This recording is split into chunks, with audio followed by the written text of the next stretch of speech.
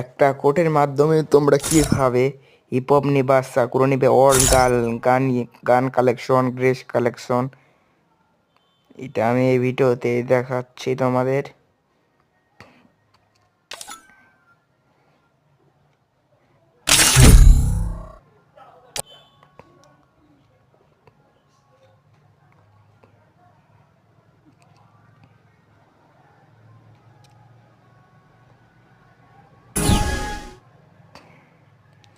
এখানে first of all এখানে আসবা, আসার পর উপরে চাপ দেবা এই বাটনে।